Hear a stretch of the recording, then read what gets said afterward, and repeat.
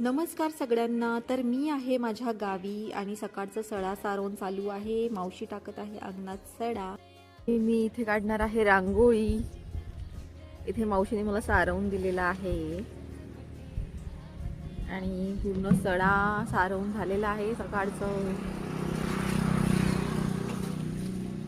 जास्वंद बघू शकता,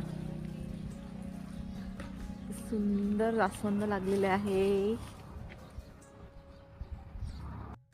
मी व्हिटॅमिन डी घेते इथे अंगणात उभी राहून की आपल्याला रांगोळी काढायची आहे आणि मी ठिपक्यांची रांगोळी काढणार आहे आज.